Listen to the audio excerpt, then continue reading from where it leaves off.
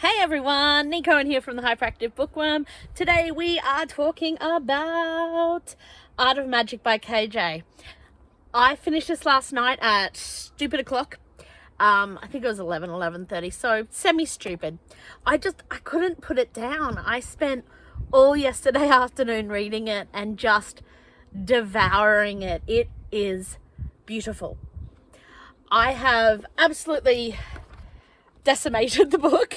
There are highlights, there are notes in the margins, there is coffee stains. It's just, and you know what? This book will be reread. It's 100% going straight into my reread folder. Folder. That was awesome. But yeah, it will get so tattered, but so loved. It is such a beautiful book. So firstly, KJ, absolutely an amazing author. If you haven't read any of her books, I highly recommend it. I'm not sure if I recommend my reading order, although I'm having lots of fun with it. This book is, I believe, the second book. Not really a series, I don't think, technically, but has same characters in it, set in the high school Rawson Girls' School.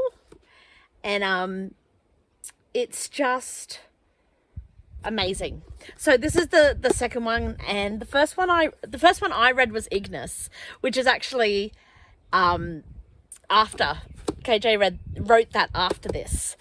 But I'm loving the order I'm reading them because I'm getting such a different experience with it. But this book I could not recommend higher, to be honest. The writing is just, KJ's got such a beautiful voice and style. I love her poetry in her writing. Words are so beautiful and descriptive, and her use of comparisons is just, it hits so well for me.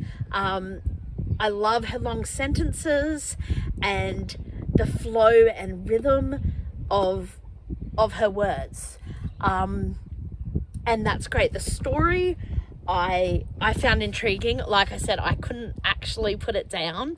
I had to finish it. And it wasn't that there were all that big shocks or anything for me. Like, nothing really surprised me in the end.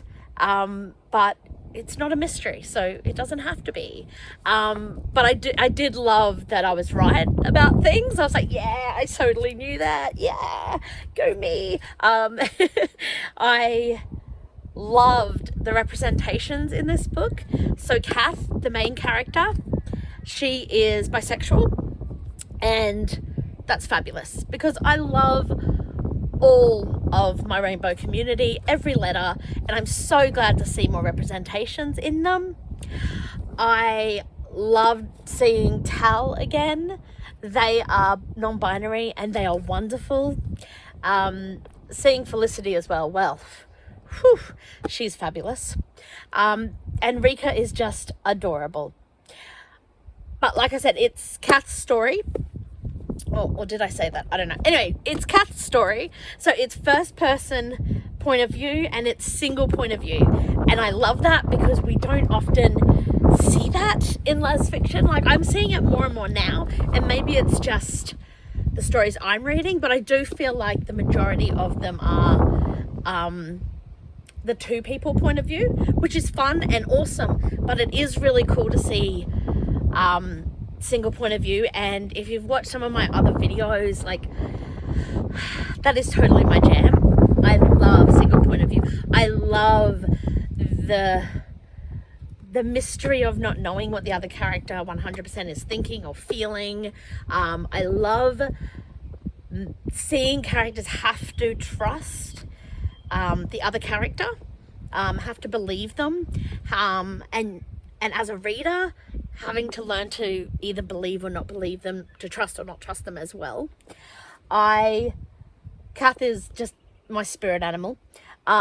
She's far cooler and cuter and all that jazz, but my God, she's my spirit animal. There's so many times I've written in here, Kath is my newfound spirit animal. There we go. There's just all these things, but I believe at one point I wrote something along the lines of I feel so seen and slightly stalked, because her internal dialogue just seems so familiar. So absolutely familiar. I've also written here new rules of life. Not really sure what that was about. Let's have a look. There were there were facts to find, wine to drink, and flirting to engage in. So I carried on. Yeah, I'm going to agree with that. Definitely new rules of life.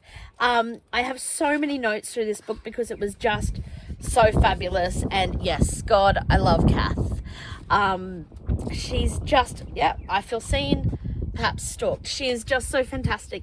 But it's not just her that I've highlighted or commented. It's the beauty of the language. It's the beauty of the story. It's the realism, even though there is magic, and it's magic realism. I get that, but it's weaved in so beautifully. There are some moments where I was a bit sniffly, I'll admit, to do with Kath and her family, and was beautiful and real. And there's another part in it, I'm sure I've highlighted it, but something along the lines of we're not perfect, but we love fiercely. And I love that. Like, I love the acceptance that we'll never be perfect, but we are perfectly ourselves. And it's just such a brilliant book. I highly recommend it. Highly recommend it. 5 stars, massive 5 stars. I think it's just beautiful. There's so much about this book that is absolutely beautiful. Firstly, the cover, beautiful. But everything about it, it's so wonderful. Like, KJ, brilliant. Write more, because we love them. And yes, if you haven't read any of KJ's books, absolutely go read them.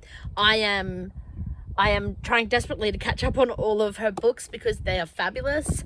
And so yeah, absolutely rock star moment with this book. So let us know what you think. If you have read it, if you haven't read it, maybe try it. What do you feel? How do you feel about magic realism? I am all for magic realism, because boom, I love my spec fic. So this kind of blends it without, it's a romance story with a little bit of spec fic, and it was kind of beautiful and perfect. So yeah, thanks y'all.